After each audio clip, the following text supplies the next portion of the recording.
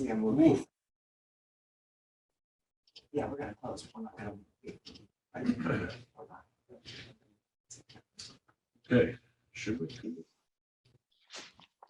Try.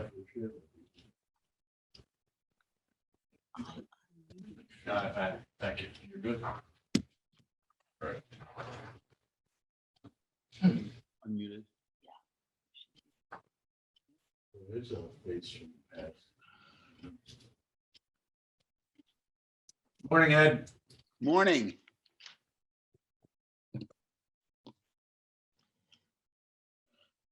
Good agenda this morning. Thank you, Senator. Okay, I think we're ready to go.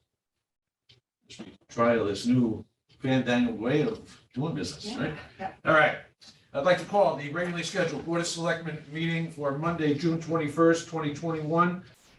This is as allowed by recent legislative as well as executive order actions. This is a hybrid meeting. First time that we've been back together in 15 months, I believe it is, in meeting together. It is a delight to be back in the same room with you folks and moving forward. And also to welcome folks in from the public as well. Our first order of business, pledge allegiance. Charlie, would you please, as is our tradition. I pledge allegiance to the flag of the United States of America and to the republic for which it stands, one nation, under God, indivisible, with liberty and justice for all. Thank you, Charlie. Okay, item 2, public hearing to obtain public comment on programs to be included for submission to the 2021 Neighborhood Assistance Program. The first up is the let's hold on a second. Let me get to my documents. Bear with me. Okay. All right. The first on our agenda is Green Planet. 2021 NAA application. For those who don't remember, Green Planet is the Great Hill Cottage community, which is up off of State Street, Chris Widmer's project. Is there anyone from Great Hills, Chris, on the line? I don't see him. I may need to admit some more folks, but no, I think we've got everybody. Karen Sainz. Karen? Chris, it should be on. I let him into the room. Okay, thank you. Chris, are you there? You are muted as well as without camera.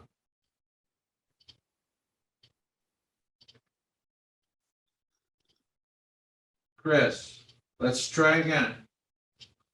Chris, unmute.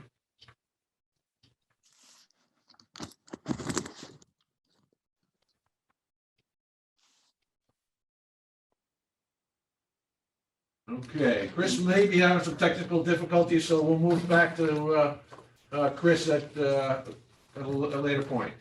Next one is Life Links, and is there any for an office energy efficiency upgrade?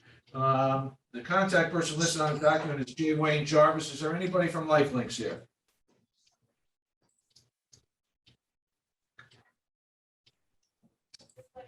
No one from Karen, no? Okay.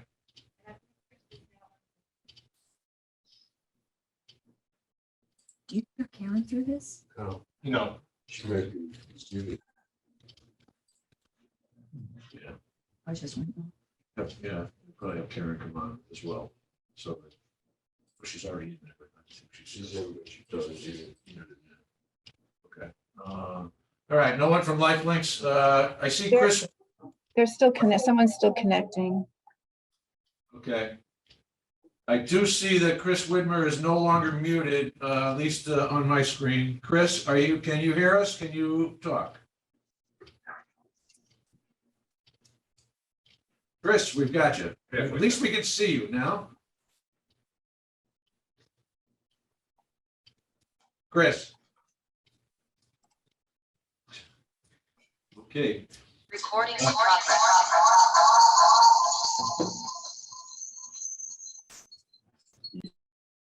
talk to you, can't hear. Chris, are you back in that loop where you need to use your phone again because your computer audio is not working? Chris, we can't hear anything from you.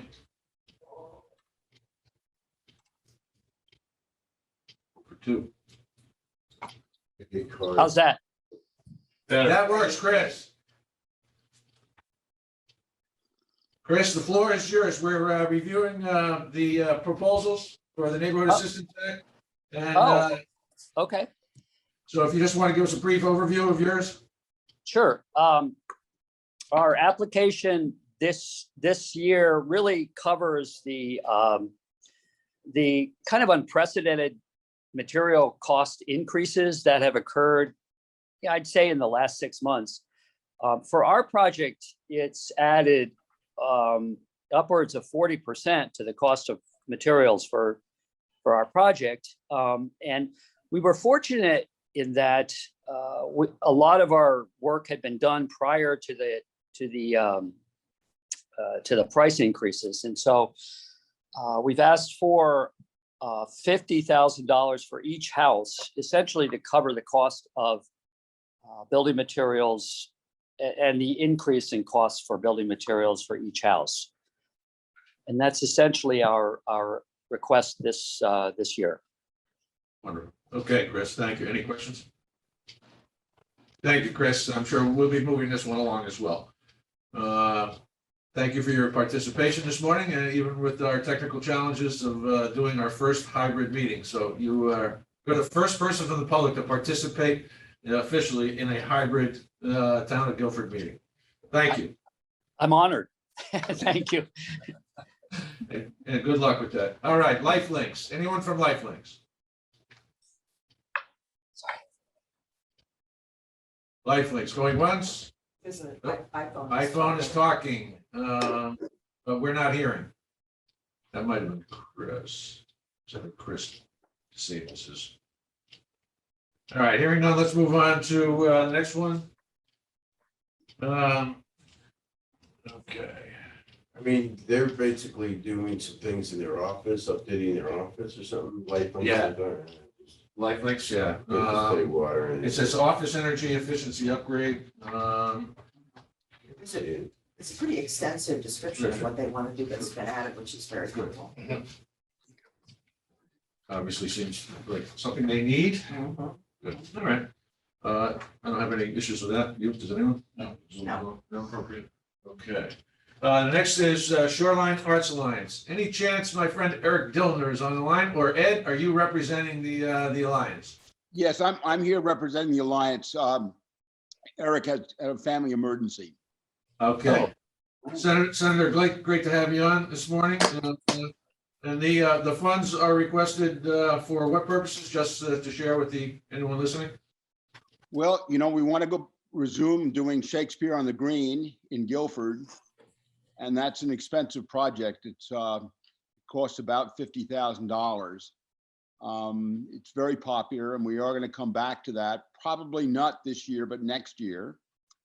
And we're also an organization that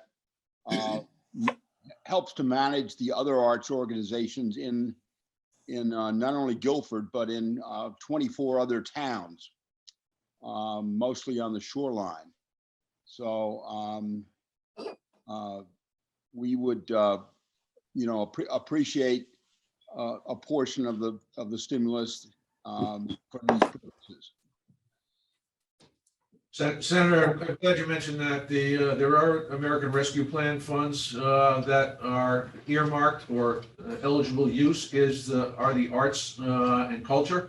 And I've had conversations, just in full disclosure, both with Eric Dillner and with the senator relative to the inclusion of Shoreline Arts Alliance for inclusion in some of those funds as we get through. And again, I think that's different. That's different than what we're doing. That's right. That's completely different than what we're doing here. This is the Neighborhood Assistance Act. So I'm fine with this. Anyone else? Do a lot of good work. Good. Be good to get back to. It'd be great to be back to Shakespeare on the Green again. which is a heck of a lot easier than trying to read Shakespeare originally.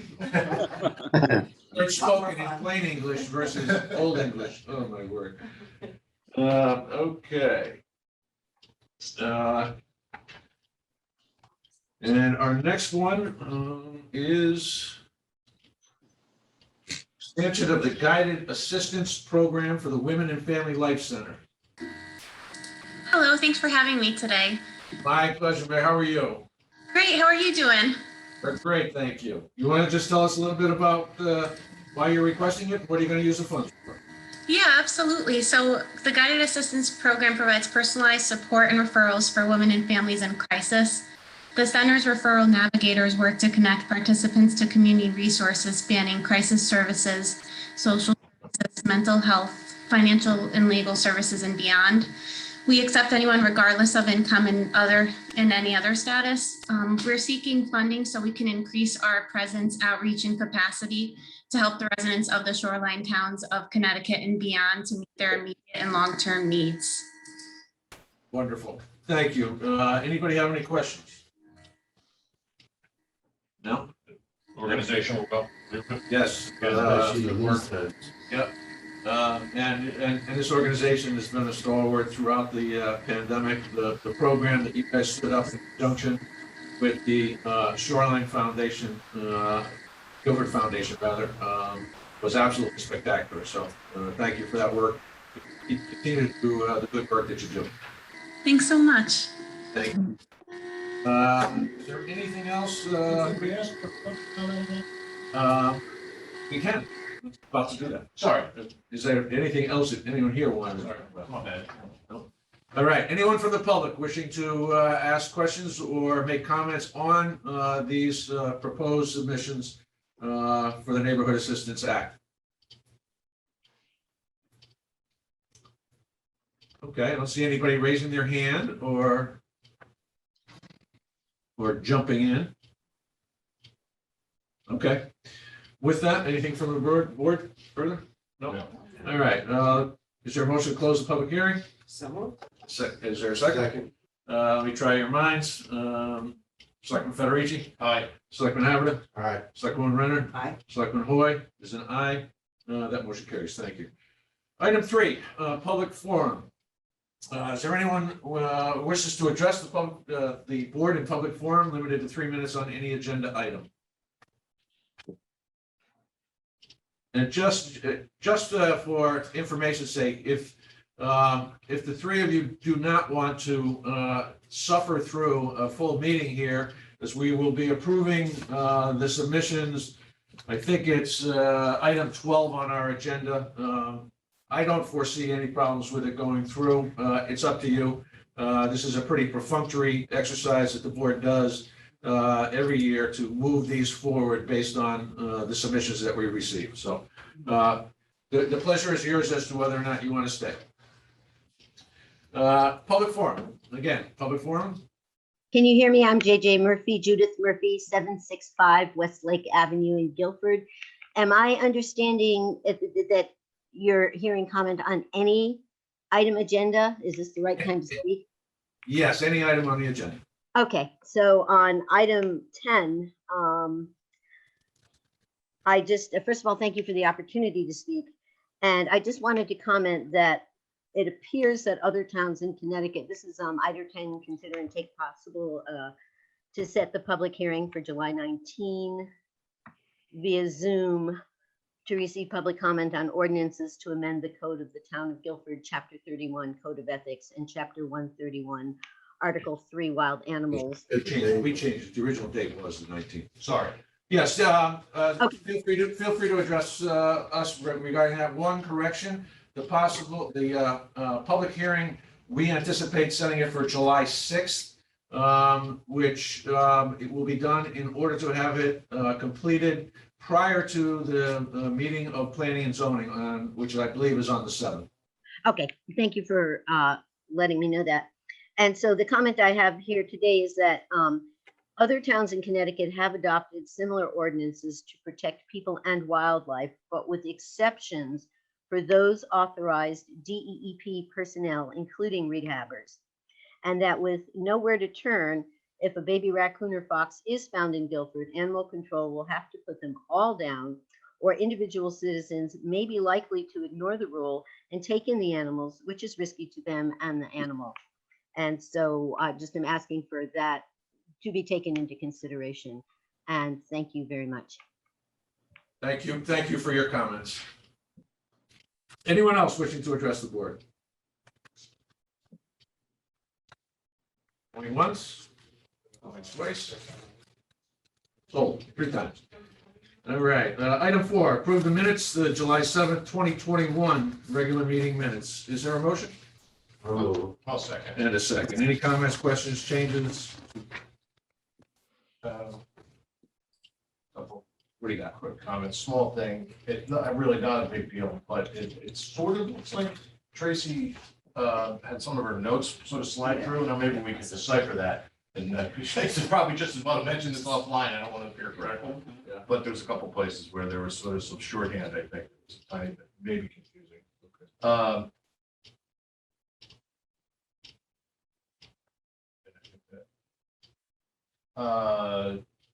I believe this can come up maybe in new business later or old business. There was this question about what we were doing with Public Works and the lift, and we were waiting for Public Works Commission to comment. Maybe we'll hear about that further on in the meeting. Yes. We did it contingent upon that meeting, and I'm just curious what the follow-up was.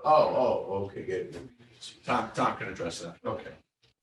Anyway, that's it. Anything else? No, thank you. All right, there's a motion on the table, and we want to amend it to include Tracy cleaning up some of her notes. Yeah, I think it's probably just cleaner for somebody reading it Yes. online. So amended and seconded. Yeah, amended and seconded. Let me try your minds, Selectman Federici. Aye. Wait, we don't have to do that. Do that. We don't have to do that anymore. All in favor? Aye. Hey, what am I missing? Oh my gosh, you're right. I just got so used to doing it. Creatures of habit, aren't we? Item 5, Finance Director, Mary Jane, in person. Mary Jane, I have Finance the Director. distinction of being the first department head to come to your meeting in Right. 15 months. I love it. I love it. Okay, Mary Jane, monthly finance report. What do you want to bring to our attention? I got quite a lot to just go over with you, just so you know that where we're standing. We'll start with revenues. So as of the end of May, our revenues are at 99.8% compared to 100.5% last year. Interest income continues to be very low. Just, last month, the state's STIF, the short-term investment fund, actually bottomed out to zero. First time in my career that I ever remember that, so.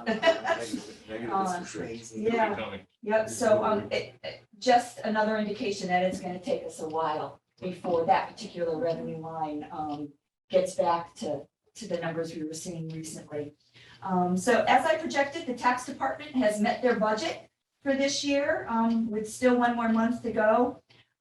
There is a holdup getting the tax bills out due to some issue with the elderly tax program, but we're hoping to get those out, hoping to hear today that they'll be going out. Just in case there continues to be an issue, Quality Data is prepared to send out the majority of the tax bills and hold back those elderly, but I'm hoping to get an update on that. We thought they were going out Friday and that didn't happen. So just- probably, I'm hopeful, yes. Just want to let you know, just in case if anybody's asking, we're well aware that those need to get out. Fire department is already over 94%, so they're on target to meet their revenue goal, which is a question I get asked at the Board of Finance meeting each month. The final grant from the state of Connecticut was just received in June, which covers the outstanding deficit in the state revenue for this month, so that line item is doing well as also. So as of last week, the balance left to collect in our revenue was only under 150,000 as of last week through June. So it's my expectation that we'll meet our revenue projection without the need to use the transfer from an undesignated fund. So that's hopefully where we'll be at the end of the year. Any specific questions on revenue other than? That really is good news. We're not, obviously, we don't anticipate generating the surpluses that we traditionally do every year, which allows us to keep pace and keep it at 10% unassigned or unallocated fund balance. So, but the American Rescue Plan will provide us relief from that. Just so folks understand, there is a methodology to determine, there are a couple of methodologies you can use to determine the impact of COVID on your budget. And you can then apply American Rescue Plan funds for that shortfall. The benchmark is unusual. It assumes a 4.1% revenue increase. So you go back to the last fiscal year, completed fiscal year pre-COVID, which would have been 2019. We can estimate what a 4.1% increase over that number was, and anything short of that, we can apply American Rescue Plan funds to. So that could be deposited into virtually into our unallocated or unassigned fund balance. The same thing happens starting with the fiscal year 2021. So we have 2 years. 4% times 4.1% times 2. And as you recall, our budget, our increases were on the 2%, the 2.5%, 3% side. So we're talking some substantial money there. Now, one of the interesting parts of this is all being vetted through the Connecticut Association of Municipal Attorneys, through CCM, through COG, and task force they're putting together. Just to validate we can do those kind of things. That allows us to do things with those funds that we might not be able to do if they were directly in the American Rescue Plan bucket, so to speak. For instance, you cannot pay down debt service or pension liabilities with the money directly from American Rescue Plan. However, if the revenue shortfall gets attributed to the town, it then goes to the unallocated fund balance. We understand those restrictions are lifted. We need to validate a lot of these things. There are conversations going on all over the place, listservs that are crazy. So there are some unique opportunities with this in terms of where we apply those funds. So nonetheless, I don't think we're going to have a problem generating enough money to continue to maintain our 10% target for unallocated fund balance. Does that make sense? Thank you. Were you going to go through all that? Anyway? Okay, you're welcome. What is the general timing of some of that decision making? Well, the final rule isn't approved until July, sometime in July. So We've requested it's this the year. Oh, yeah. Fiscal year. I've already applied for the first half of our funding. So. Yeah, and we already have, we can talk about this a little later. We'll get through Mary Jane's presentation, talk a little bit more about the art fund. So, all right, that's revenues. We're in good shape. Okay, expenses.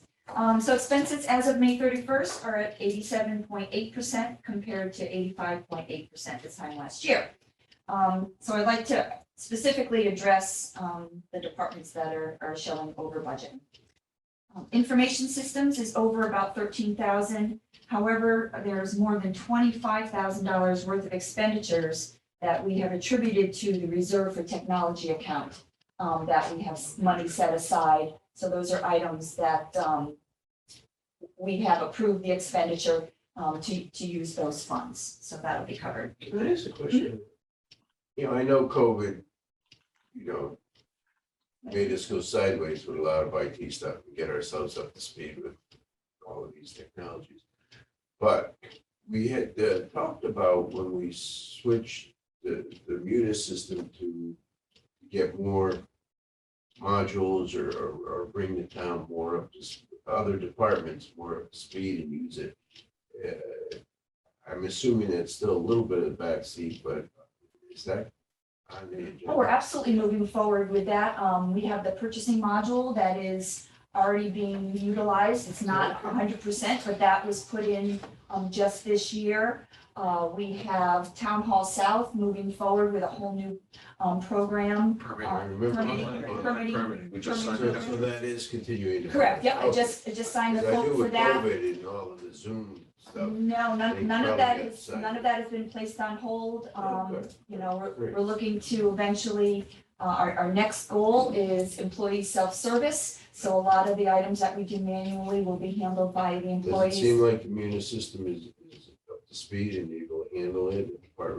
Oh, absolutely. And Munis itself, we're updating to the most current version. It's gonna be a big change for all the department heads. It's more of a dashboard look than we have. So we are Good. Yeah, glad to hear it. moving forward with much of that. And one of the decision points when we evaluated multiple online permitting software applications was the integration with Munis. So we wound up selecting Munis. Tyler product, which is Tyler on- product, somebody they have acquired, it's bolt on, but it's fully integrated with Munis. So you know the challenges with trying to take disparate systems. That's good to hear. I'm glad, because, you know. So Now, just a things quick got question. sidetracked. Quick, this is fun. We made some technology purchases that were outside of our original projections because of COVID, Mhm. right? Particularly laptops, right? Correct. All of that was covered by The the original. original CRS funds that came through the state. So within here, you'll see that all the COVID expenses have been removed. They have been covered to date by other funds. All this puts an exclamation point on the fact that we have a new IT person coming online soon. Yes, we do. Starts on the 12th. Looking Not forward to only it. new, but addition. Addition, Right, an yes. additional person. Better, Yes. better phrase, Additional Charlie. person. Yep, we'll have lots of challenges for him moving forward, so. And just, you know, one of the aspects of the new resource is to be able to provide greater application support for our users as well, not just the belt and suspenders tool stuff. Because heretofore, Tony's basically trying to do both, and I think the application support side has suffered. So it becomes, it's been incumbent upon department heads and individual users to understand and learn the apps themselves without any kind of overall support. So this will be helpful as well. Good. All right. Any other questions on information systems? Just, oh no, go ahead. Yeah, sure, you're going down the list. You had. I have a whole list. Okay. I just got through that. Insurance is currently over. The reimbursements from the waste transfer station, library, and police outside services are done at year end. So that will more than cover. Oh, that's interesting. Yeah, those, if you look at the budget, you'll see all those line items in the detail, that those will come in. Registrar of Voters is over budget. This is one of the budgets that I do foresee the town needing to address. All the applicable grants that have come in for the election have been applied. Much of that in the town clerk's office, because that was the absentee ballot expense. So we received about $16,000, I think, total through the Secretary of State's office. It's already been applied. Whatever we could to the registrar's budget has already been applied. So at the moment, we're talking $2,000. I mean, but it is one that I have no other additional funding specifically to cover these line items. So just one way. And arguably, it's COVID related.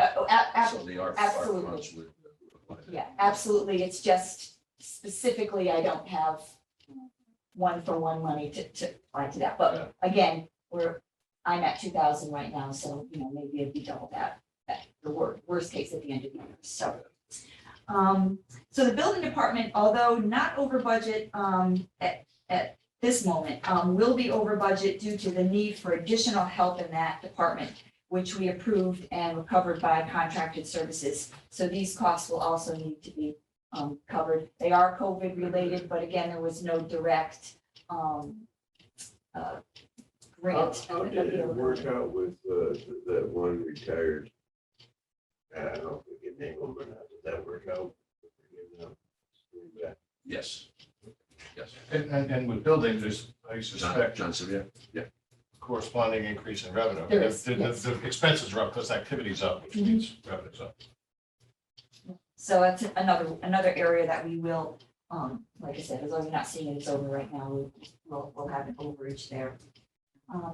Fire department is currently overdrawn, offsets from the final SAFER grant and COVID FEMA overtime have not yet been applied. It is likely, however, that that budget will be overdrawn at the end of the year. They've had extraordinary vehicle maintenance costs this year and also operating supplies. The cost to replenish some of their medications and vaccine, the things that they have in the ambulance have been exuberant this year. So I don't have numbers for that, but I do We expect did that. get a presentation from the chief. Yep, so we're gonna just bringing that back to the table, so you're not surprised next month when I come back. Health department is overdrawn, and you might think that's due to COVID, but that's not the entire stress that's been placed on that department. Most of the COVID expenses have been covered by grants. The exception is the overtime, and some other part-time wages needed to keep that office operational. On top of everything, on top of the COVID work that was reimbursed, we needed extra time just to keep the regular stuff going. In addition, we had the vacation payout for the prior health director. And under normal circumstances, that vacation time would play out before we bring in a new replacement. In the health department, we could not allow that this year because of COVID. So I will be requesting money transferred from reserve from personnel to cover that additional vacation. It's about $11,000. So, that will help that line item as well. Youth and Family Services is over budget, but we do have year-end grant offsets that haven't been transferred as well, so that will cover that. And their revenue was up. Their revenue is significantly up. The last item I wanted to talk about was the capital budget. So if you look at the capital budget, it looks like it is significantly overdrawn, but I have a number of adjustments that will be made. The ambulance was in an accident earlier this year, as you may remember.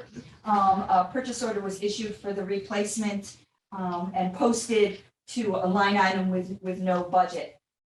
We did receive the insurance money to replace that line. It was accidentally posted to the wrong area, so that's been transferred already in June. So that large amount is now at zero. Because the insurance covered all but $500. You'll see a $13,000 purchase order in the GIS upgrade line. Again, a line item that wasn't budgeted. That purchase order has since been closed. The project was actually approved to be paid for funds held over from a prior year purchase order. So that purchase order has been closed out and the project applied to money we already had set aside. There's $210,000 in Safe Streets consulting services addressed in the capital area. That's also will be covered by year-end transfer from the transportation plan reserve. So when you approved that consultant for Safe Streets, it was under the assumption that the money would come from money set aside. So that would be covered. Park and Rec purchased a tractor this year with funds held over from last year. And that's in here as well. That money was actually placed in the reserve carried in force. So again, that money will come over to cover that expense. The final cost of planning and zoning's codification project, we set aside money for that last year in a reserve fund for the codification. So the transfer will also be requested at the end of the year to cover that expense. So once these 5 items are taken care of, the balance in the capital budget will actually be $304,000 left to spend, which will be available to cover the final expenses in that capital line for the year. So everything should balance out. Overall, once you take all of that into consideration, our expenses are right where I expected them to be at this time. So we'll have a lot of things that we'll be addressing probably we don't usually do that in July, but in August, once we know everything is done and we've actually closed munis out, so you'll see lots of transfers. Some, as I said, have been discussed and approved throughout the year, and they'll just come to fruition at that point. Excellent. Good summary. Looks like we're with some movement. We're going to be in pretty good shape. Correct, yes. Towards the end of the year, just balancing between Mhm. items. Just the annual question, conferences. We're already working on closing out encumbrances. I sent notifications to all the department heads with what they had. So we've already been working on that. Typically comes through our office, Darlene is addressing those, so. Any other questions? Expenses? Medical? Or that warrants? Typically Oh, warrants, come yeah. up. We'll get questions on the warrants tonight. Not today. Anything on medical? We're now projecting about a 400, what is it, $456,000 surplus in that account, and they're giving us a total of 6612. I will make the point tonight at our Board of Finance meeting that we might suggest that they dip again into that fund for OPEB, for continued OPEB funding. What kind of a number do you think? I'd love to go get what we got last year, which is another $1 million. That gives us better than, was it 2 months worth of billing still in the account. Refresh my mind. What kind of a number was the goal of the account? I know it was you get a few years out, we're nowhere near it. Well, the liability right now is about $35 million. So, if you want to get to an 80% funded ratio, we've got a ways to go. Yeah, well, So, now, but these are the starter. This is the starter time, and if we can start to put, $100,000, $1 million a year into this fund for a few years, that gives us a pretty good jump start. yeah, it gives us a great jump start. So now that the trust is in, our liability will come down.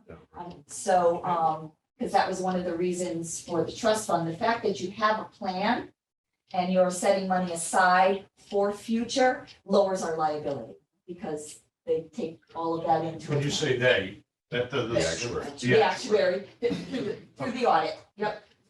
Through the audit. Seeing as we've just established it, so it's got to run for a year or two to get digested. And at that point in time, we'll be a few years out where the actuaries will be able to give us some annual projections or numbers that we can goal. Well, I mean, we have that every year anyway. That's the Okay. liability, we do that every year. There's an actuarial evaluation. It tells us No, we need but I meant $35 like million, contribution. I mean, like contribution, like, yeah. Oh, yes, we do have, we already have a 5 to 7 year plan for contributions. Everything hinges on, whether or not, if we were to put another $1 million in from this year's fund, that changes the plan. We've made a tiered plan so that we start off in the 100,000 range and we work our way up to where it needs to be. The goal would be to bring the fund up to at least, I'll say somewhere in the 50%, 50 to 60% before we even consider using any of the money.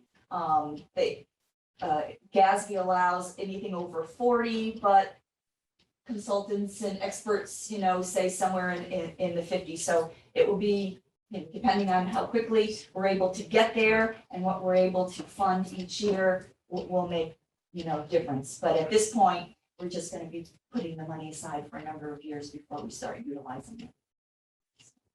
That makes sense, because we still do the, $900 to $1 million a year to cover the current Right. That's OPEB cost of the already employees. in. So, and we talked about this, right? Yeah. We're going to be making, in effect, it's not double payments, but Right. additional Yeah. payments to get there. But there will be a generation that will appreciate that having been done. Probably be long after we're serving in this capacity, but many years down the road. Mhm. Good. That's the goal.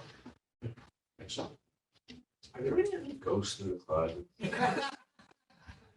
In the accounting world or else? Well, I mean, GASB, the new accounting number, whatever they call it now, came up with this one in reporting, situation.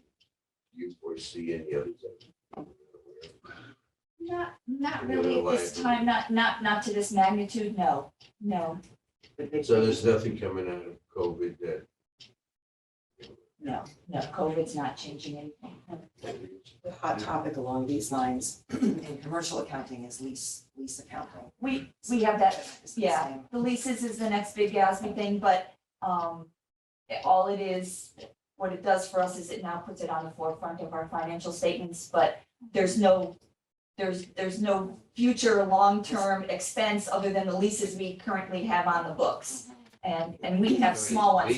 We have, well, the biggest one we have is the technology lease through the Board of Education. And yes, we have our copiers. I mean, so it just puts it on the books in a different way. Did they end up leasing laptops to Board of Ed for COVID and getting all those students? Are all those computers leased? I'm not, Well, like the I don't, computer cards? no, all that, we didn't increase the amount of the technology lease, so I'm not sure. Unless they use the ESSER money. They could have used the that. ESSER education Yeah. funding. Yeah, it didn't come through, Because most of the kids have, in the elementary schools, they already had devices that they've been using. My helmets, they were supplied by. Yeah. Board of Ed, right? I just wondered. yeah, I'm sorry. Those are the Chromebooks that the kids have, Yeah. and they've had those for a number of years, in place of, and actually, they're in a replacement cycle. I know we reimbursed the Board of Ed 52,000 in the first round of funding. Whether or not that included any of those Chromebooks, I don't want to read through it. seems like a very long time ago.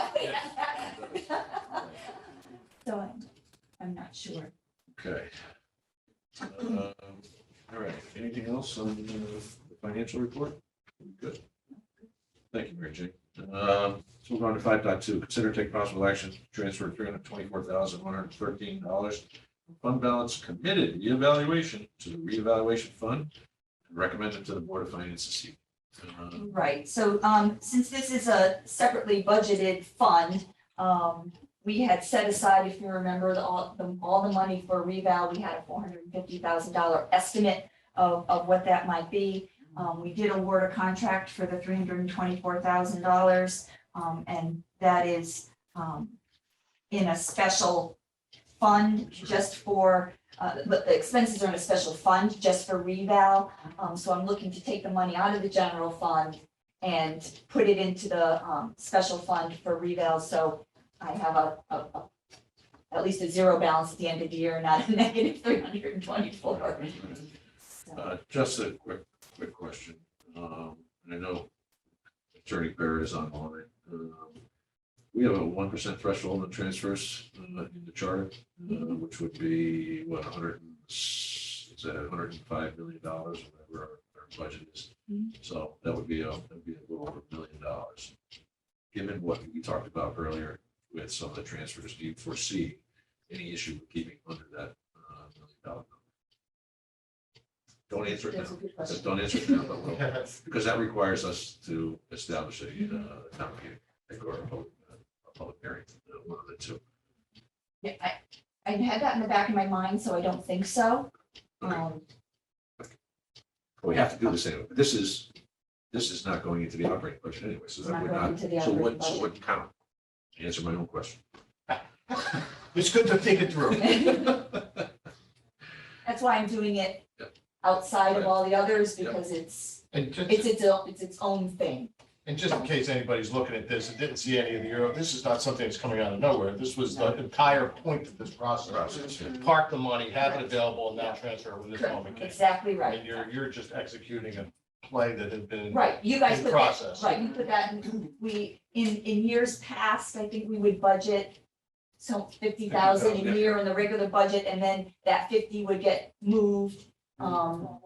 We moved the whole 450 at one time to sit there for, specifically for this. So that's And we have a jump start on the next cycle. correct. Great. All right. Is there a motion? to approve that transfer. So moved. Second. And a second. Any further comments or questions? Call question. All in favor? Aye. Aye. Opposed, abstained, useless, hearing none, that motion carries. All right, item 5.3, discuss and take possible action on the appointment of OPEB trust consultants. Mary Jane? Talk about OPEB again. So we did approve the OPEB trust, and within that trust document, there is a lot of steps and procedures and things that we need to do to move it forward. One of the items is to have the OPEB board determine the process that they would use to choose consultants, actuaries, the managers. So they adopted, at their last meeting, they adopted to use the same procedures that they use for the pension on the OPEB, which is primarily following our purchasing policy. And part of that, if you remember, the pension committee went out to RFP and RFQ for their consultants, which is, and they make a recommendation to this board, and this board actually makes the award. Since they recently did that process for their consultants, for their investment consultants and their actuary firm, they voted at their last meeting to recommend to this board that you appoint, award, whatever word, the same consultants for OPEB as they are currently using for pension. So they have continuity. And those are the consultants that we have been working with over the last 3 years to put this together. So I'm here today to ask you to do 2 things: to appoint Milliman for actuarial services related to the OPEB trust, and to appoint fiducian advisors as investment consultants for the OPEB trust, based on a recommendation of the OPEB board. Thank you for that explanation, Mary Jane. So is there a motion to waive the RFQ requirement for the consultants for the OPEB board, and appoint Millman for actuarial services related to the OPEB trust, and to appoint fiducian advisors as investment consultants for the OPEB trust? So motion. I'll move it. And I'll second. based on Comments, that questions? explanation. Okay, now, doing this, so they haven't given us a number of what they're going to charge for doing this fiducian I'm talking about. No, I mean, kind of like almost on a contractual basis. Right, I did have conversations with fiducian during this. I have to say, I don't remember what the fee was, but it was very nominal in comparison. Because the plan is to just put them into indexes. So it was very nominal with them, and with Wells Fargo, it's the principal, they had a very small fee for us to actually put the money into their. No number on, what do you mean by small clear number? Well, Wells Fargo was $2,500. And I don't want to quote fiducian's fee because I don't remember offhand, but I just remember it was, It's in the thousands, not tens of thousands. oh, correct, yes. And how often does this get renewed? As often as we feel necessary. So it was just 2.5, 3 years ago that the pension committee chose to go out because it hadn't been done for many years. We had the last one for 25 years or so. Yeah.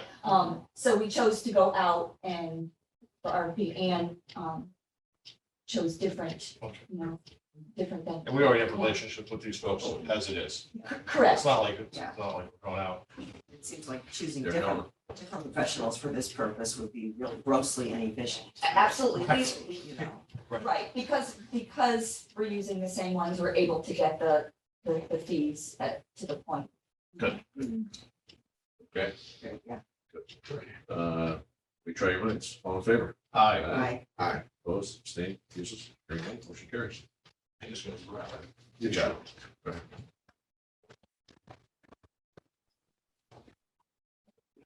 Wait, who gets back here?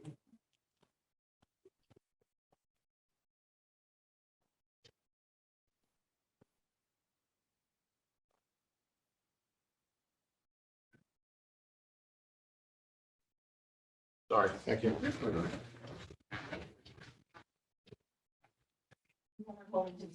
Yeah.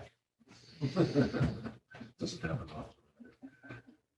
Okay, item 5.4, discuss and take possible action on the 5-year capital plan. Mary Jane, thanks for remembering that, sort of brought this up for discussion. Mary Jane and I met to at least identify some of the projects that are coming down the pike, which we may not have specifics for, or may not have good numbers for. And you'll see, I think at the end of the list, there are 6 projects that we've added that we're, we'll be, they're pending, so.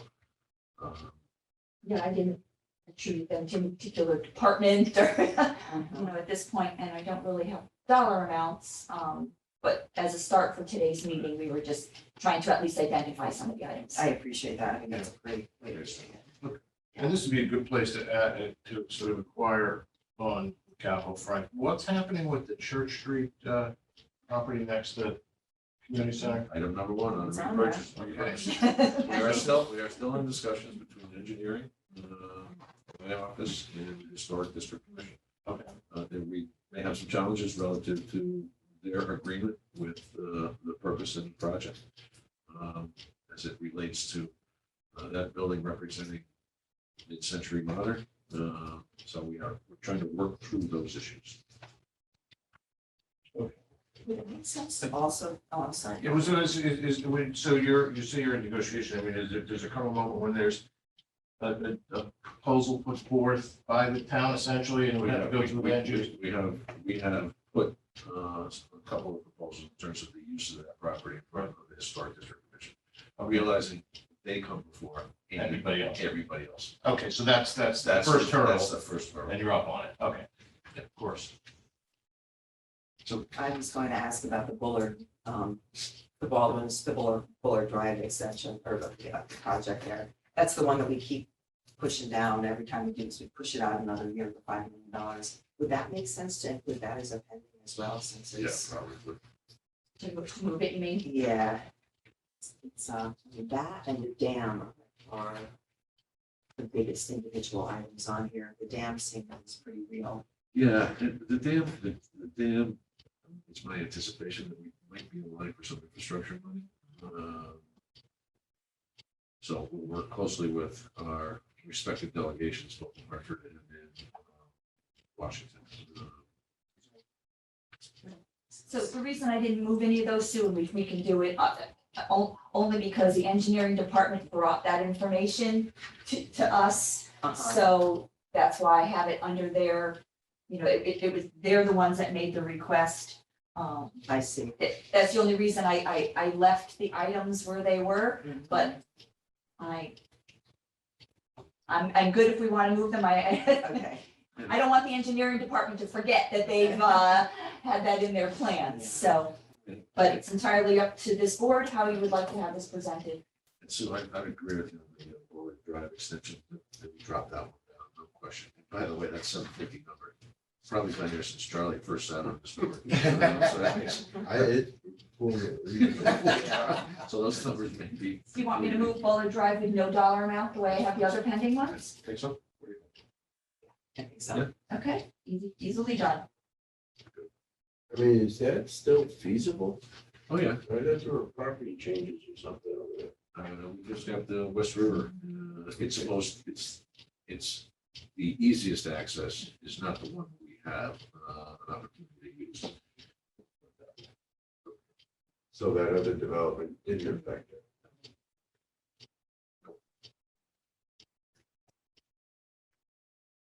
Anything else? Do you want to sit on this and wait till next month? Or are you comfortable? I'm comfortable. I like the presentation this way. I think it makes more sense for us to do it this way. One question I can't find. Next year, not the upcoming year, but the following year's budget, the 2023 column, the general fund amount is 2.2 million. Around $1 million for the coming year. What's the big item in there? Maybe it's not one big one. Public safety storage building and road improvements. No, chimney corners, coastal resilience, right? That's 23, right? 23, but it would be a general. Or just a lot of little ones. SCBA is 500,000. We do get grant money, but it is budgeted through this Oh, yeah. showmobiles. I see, 78.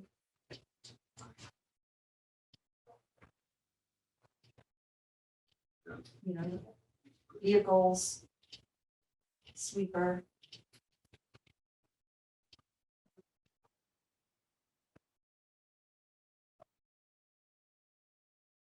You have the ad up, huh? Yeah. So- What's that great line by Everett Dirksen? Come on, give it to us. Yeah. A that's all right. million here, a millionaire, pretty soon it adds up to something. Everett It's Dirksen, real money. real, it adds up to real money. So I just have one other thing, Matt had asked about roofs. Yeah. I received a note from Steve Nighter just this morning that Town Hall South is the last roof, the next roof. That needs some, I'm not sure. Good news is that's not a very big building. Yeah, I don't know It's a single story. if it needs to be, definitely it'll be on the plan, but it's by dollar amount, just hasn't hit the plan yet. Just the age. Yeah, it's just the next one that needs to be done. Matt had wanted to make sure that we included any large roof expenditure in here, but I think that one can wait until it hits the plan and the amount. One more thing to ask about the sidewalk project, I'll call it, which is the topic of the current $200,000 study that's going on. You don't have that. I assume there will be significant expenditures related to that once the study is completed. Yeah, we have the money are set aside in a designated account for those folks. Oh, that's true. Right, so, and for some demonstration projects, so we anticipate some, probably was about $100,000, I think, left. That's right. So we should be able to get some quick builds or wins out of that. The recommendation from the consultants is going to come in with, like, here, these are the things you need to consider. So, that's not a bad idea. You may want to put Right. sidewalks. Just keep it on public's radar. Exactly. Is something in the next few years. You want me to add? Now, why don't you put something in relative to safe streets? Safe streets. thank Safe, you. yeah. Figure that out. Good.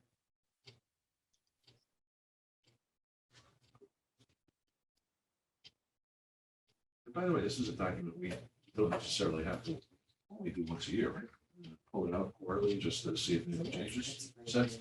It's useful. Yeah, just want to see. And refresh ourselves. Well, it keeps it respected too. That's it.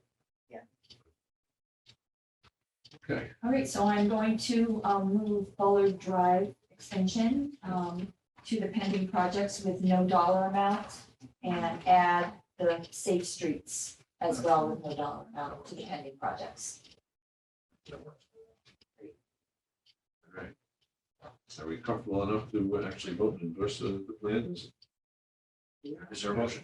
I'll make a motion. I'll second. Second. All right, any further comments or questions? Hearing none, we'll try minds, all in favor? Aye. Opposed? Abstentions? Motion carries. Thanks. Thank you, Mary Jane. All right, thank you. Thank you very much for remembering that this was a topic. It was actually Address. Sandy, it was Sandy in my office, so I'll give you credit for doing Well that. done. Excellent. All right, item 6, consider and take possible action on the purchase of vehicle off state contract. Town engineer Janice Plasak, who I see sitting in her office. Good morning, Janice. Hello, good morning. How are you? Good, how are you? This is, So I go ahead. So this is to replace our Ford Explorer this was budgeted money for this fiscal year. The Ford Explorer is in bad need of replacement. It's old and not very safe and always has some mechanical problems going on with it. And now that we have a new assistant town engineer on board, it's an appropriate time to get a vehicle for him to use. And since we had the budgeted money, I reached out looking at a number of different options. I was looking at pickup trucks, Jeeps, all sorts of things, working with DPW to see what made the most sense. Because we do need the ability to, go to work sites or a little bit off-road type of vehicle. And looking at road clearances and things like that. It ended up that really going with the Nissan Rogue, which is the same vehicle I currently have, that was purchased 2 years ago. Really made the most sense for our department. I have reached out to the Crawley Nissan. They gave me a proposal of the $23,227.80. It's the base model Rogue with an all-wheel drive option added into the vehicle, since that is a need for our department. I'm hopeful they have one available. He said he was expecting one in about this time frame, but I couldn't commit to purchasing it, so he couldn't hold it for me. So in my request, I've asked it not to exceed $26,000 in case the supply chain right now is pretty challenging for vehicles, in case the base model, with the all-wheel drive isn't available and we have to pivot to something else that may be available. But I'm hopeful to get the $23,000 item purchased with your approval. Any questions? Pretty self-explanatory. Where we are. Exactly. All right. Is there a motion? I'll make the motion. I'll second. Any further comments or questions? Hearing none, let me try your minds. All in favor? Aye. Opposed, abstained, recusals, hearing none, motion carries. Janice, thank you very much. Thank you. Good day. You too. Okay, item 7, environmental planner Kevin McGee, who is on vacation, so he gave us the documentation relative to discuss and take possible action to contract with All Habitat for the invasive weed treatment under state contract 18 PSX 0145. Kevin, in a memo, which he would probably discuss or talk about, is recommending we approve All Habitat Services to treat the aquatic invasive plants in Lake Quantico for a fee of $19,321.75. All Habitat Services has a state contract for conducting the lake treatment. Funding for the treatment will be coming out of the 2021-2022 capital budget, along with a $13,986.50 grant from the Connecticut Department of Energy and Environmental Protection. This year, the treatment will not utilize the chemical glyphosate. All herbicides being used and approved by the Connecticut DEP and a permit issued to the town. Treatment of the lake is scheduled for Monday, June 28th or Tuesday, June 29th, weather dependent. So the treatment will not affect the 4th of July holiday weekend and summer swimming season. I think the thing that I'm happy to see in here is the glyphosate is no longer part of it. It raised some concerns over the last couple of years, the last time we did it.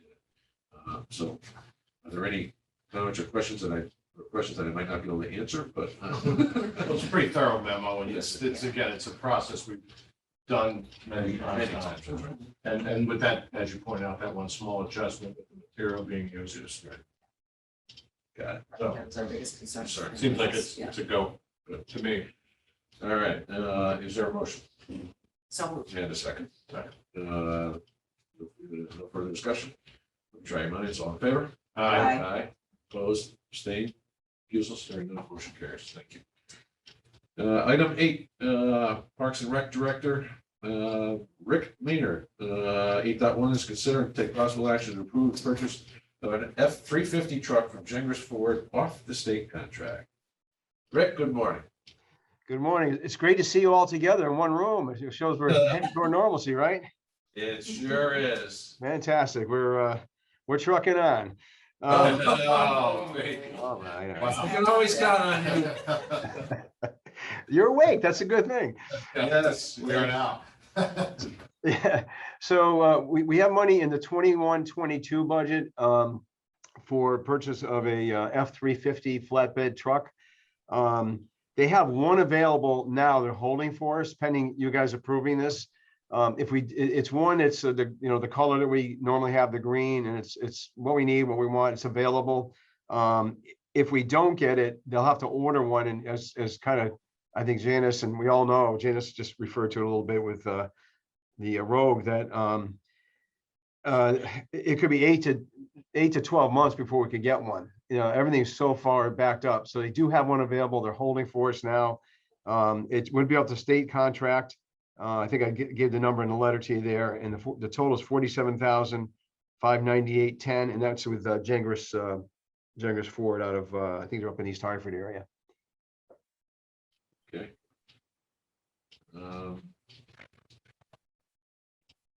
Any comments or questions?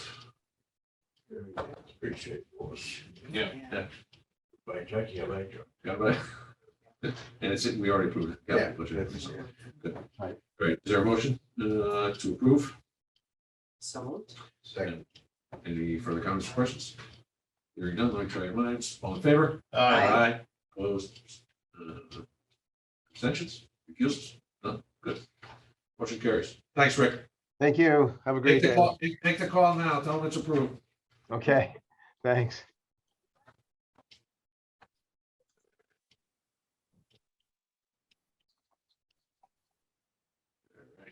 Item 9, Fire Chief Charles Hirschstaff for 9.1, consider and take possible action to waive the bidding and purchase replacement of self-contained breathing apparatus, otherwise known as SCBA, for the fire department from Shipments Fire Equipment, the sole source provider. Charlie, good morning. Good morning. Great. As Matt's aware, we did receive an AFG grant to replace our air packs in the amount of $445,454. So the first part is the 10% matching, which is the $45,675 for regulators. And the second half of the purchase is the last of our air pack cylinder replacements for a total of $29,819.25. So the total amount that we're asking for the board to approve is $75,544.25. Shipments is the sole source vendor. We've been using Scott Air Pack for the last 50 years. Any questions or comments? Yeah, No, straightforward. We need to do this. These guys need that kind of equipment. Excellent. Nothing further. Is there a motion to approve? And a second. And a second. Further discussion. Let me try your minds. All in favor? Aye. Opposed, abstained, recusals, hearing none. Motion carries. Charlie, thank you very much. Thank you. Have a good day. So, item 10, Public Works Director Tom Fillion. 10.1 is discuss and take possible action to contract with New England Asphalt for road chip sealing under state contract 18 PSX 0327. Tom? Good morning. All right, I'm looking to chip seal 15 roads and use New England Asphalt. Once again, they're a low bidder. The cost would be $1.59 per square yard plus 10 cents per square yard for the polymere additive. The total cost would be $127,944 and 83 cents. Escalation is he said that it's not really going to move much. So I don't know what it's going to be, another month from now. But I will look at it and adjust if I have to, to keep within the scope of what I want to spend. The total square yardage is 75,707. It's down a little bit from what we usually do. We're usually around 90. And that's about it. Questions, comments? You sort of answered my one question, which was relative to what we've been paying in the past. It sounds like we're 10 or 15% higher. If you're down about 15%. Yeah, we're up a little bit higher only because the amount of cul-de-sacs that he has to do. He approached me on that. He says he couldn't hold that cost because he'd be losing money. In the roads that we are doing, there's quite a few cul-de-sacs and roundabouts. They lose time. So that's the reason for the extra 10 cents per square yard. Got it.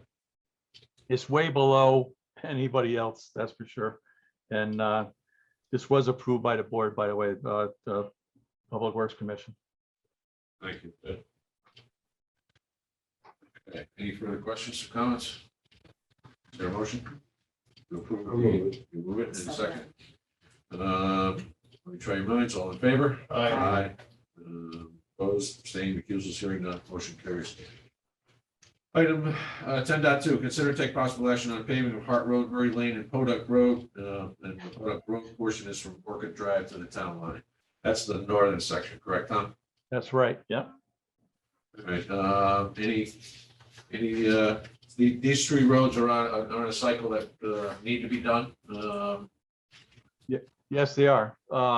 We did Podunk Road from Clabber Hill all the way up to Orchid before. So now I'd like to just overlay from Orchid going down to the town line. The road's not in too bad a shape at this point, but it finishes us up in that area. Murray Lane needed some work. I'm working on it now. As a matter of fact, prepping the road, and that gives you the connection now from Clabber Hill and Podunk. Clabber Hill's later on gonna need some work, but at least you'll have a newer connection now up to Norton Town, and that will be that's going to be an overlay, and we have quite a few aprons to meet over there too. So along with the cost that's put in here, there's also you also have to figure for topsoil to take care of stuff later on, any kind of extra shimming where there's some bad spots to begin with, patching that I'm doing now, line striping that would come later.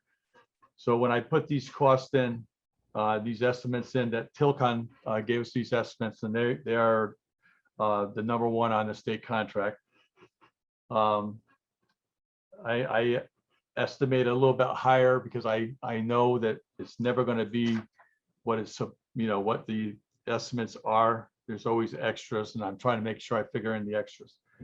So the funds would be coming from reserves, and then also POs that we have outstanding that are open.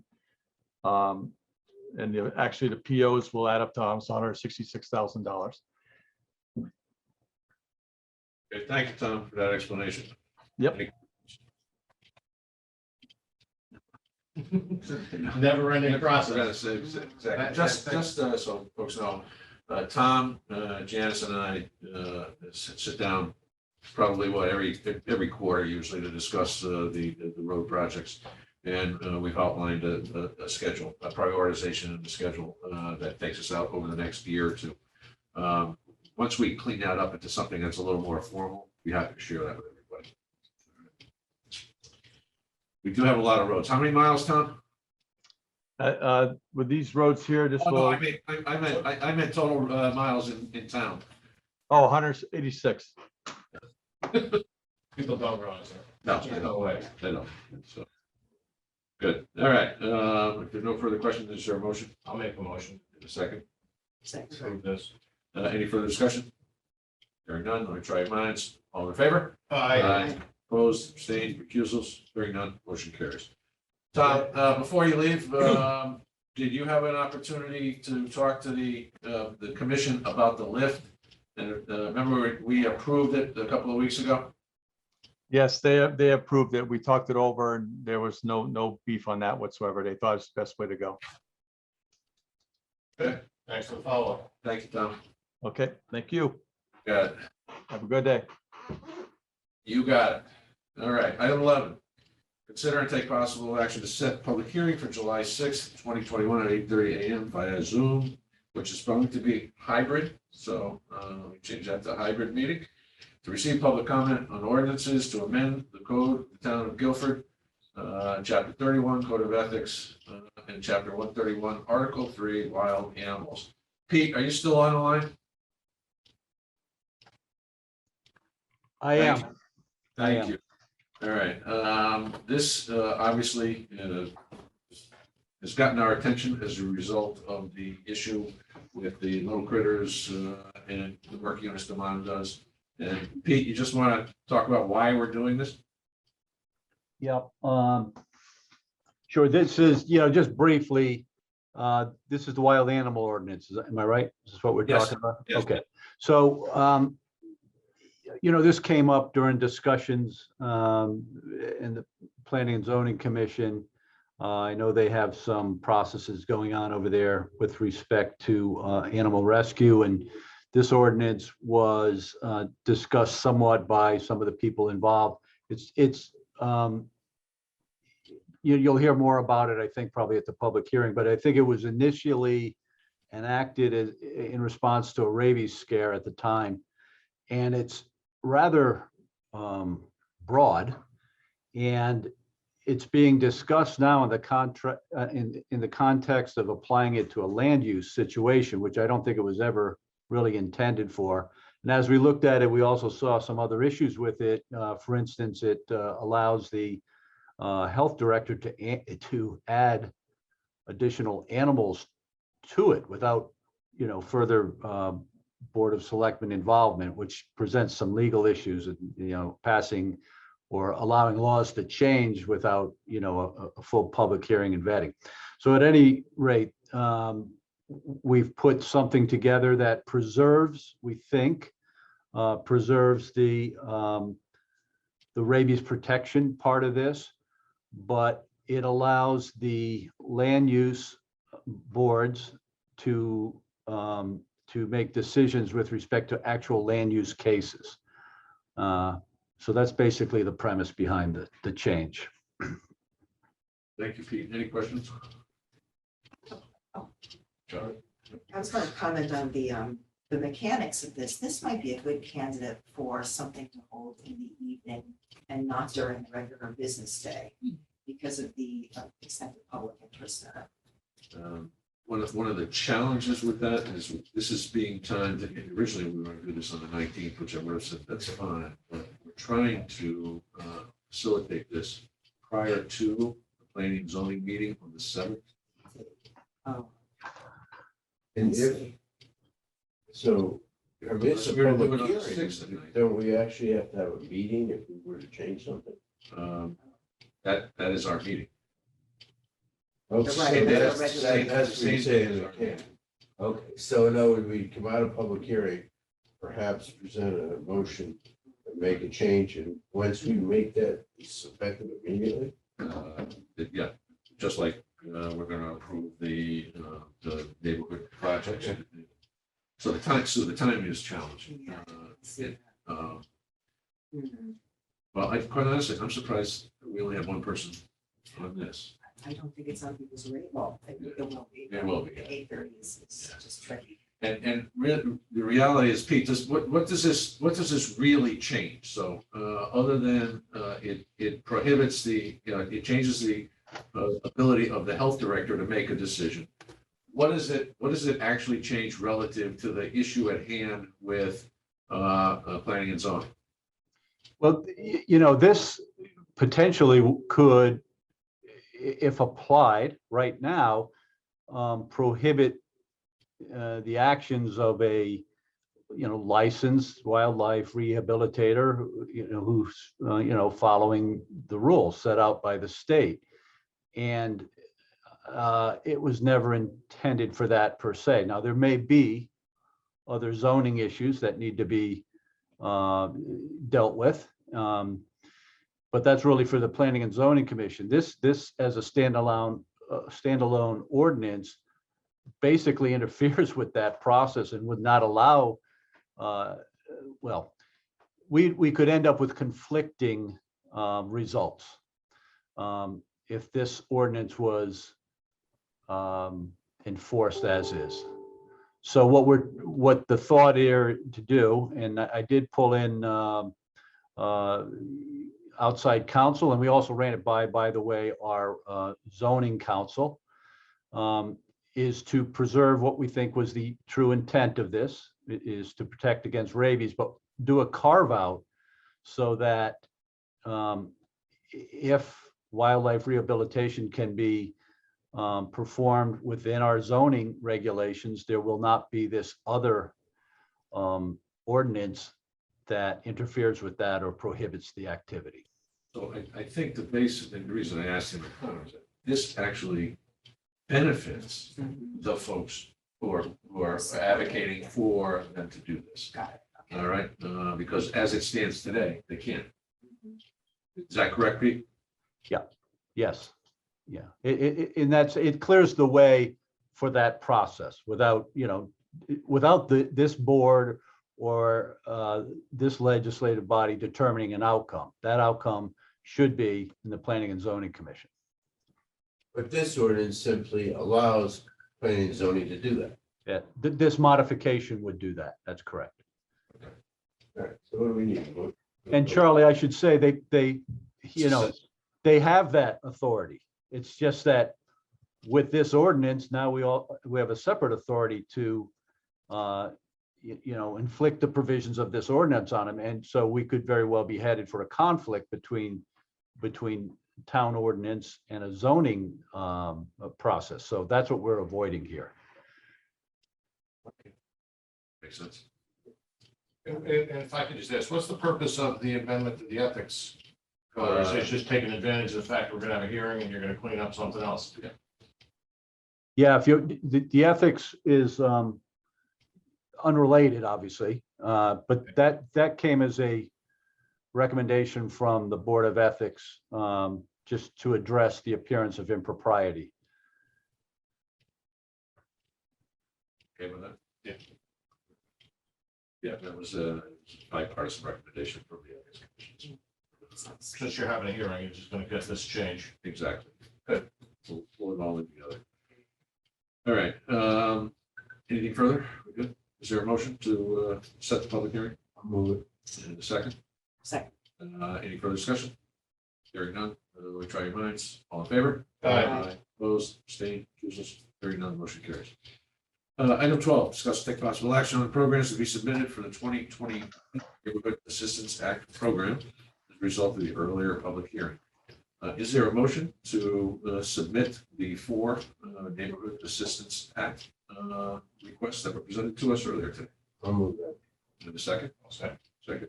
No further discussion. Try your minds. All in favor? Aye. Opposed, abstained, recusals. Hearing none, motion carries. Item 13, request for use of town property. Act on a request from Yale New Haven Health and Smilo Cancer Hospital to use the green September 11th, 2021 as a rest stop for its Closer to Free ride. Is there a motion? So moved. And a second. Second. Any further discussion? Try your minds. All in favor? Aye. Opposed, abstained, recusals. Hearing none, motion carries. Item 14, committee reports. Nothing at this point. I don't think Sandy's not here. Anyway. Oh, wait, I'll give that report. On the affordable housing. Planning and zoning approved the subdivision last Wednesday night, and inland wetlands also approved the subdivision as well. So that's full steam ahead. Correspondence, anything? Public works report or building report? No. Old business. New business. Public forum. Anyone wishing to address the board in public forum? Hearing none. Item 19 is to discuss and take possible action on a request to carry over vacation time. Executive session will be required. So is there a motion to go into executive session? I will make the motion to go into executive session. In a second. Second. All right. All in favor? Aye. Aye. Aye.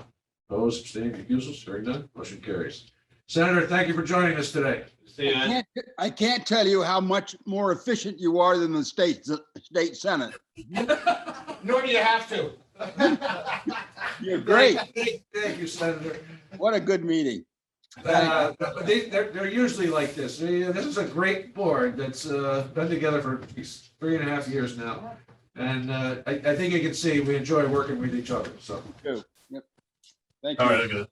All right, thanks. Stop We'll see you recording. later. Matt, stop recording. Yeah. Matt, before you close that, hold on. Is there a motion to come out of executive session? So moved. Second. Let me try your minds. All in favor? Aye. Opposed, abstaining, recusals, hearing none, motion carries. During executive session, we discussed the request for vacation carryover, extended vacation carryover. There were no motions made, no actions taken, but coming out of that, Lou, is there a motion? Yeah, I'd like to make a motion that we allow 3 GEA employees, 1 from finance, 2 from health department, to carry over additional time this year of their vacation hours. Is there a second? Second. Any further discussion? Just to note, some of these departments, these needs are unique to the departments they work in, particularly the health department. The significant amount of work and pressure that COVID put on folks this year was absolutely, it makes this an easy decision for me. And also in finance, there's a major project underway that this individual's just not going to walk away from prior to the start of the fiscal year. Quite literally had to work through the time they might have otherwise taken. That's right. All right, I've said enough. Call the question. All in favor? Aye. Aye. Opposed, abstaining, recusals? Hearing none, motion carried. Thank you all. Is there anything else? Anything? All right, is it with that? I'll entertain a motion to adjourn. I'll make a motion to adjourn. All in favor? Aye. Aye. Well done. Thank you. Great. That was balanced, You all right? precarious.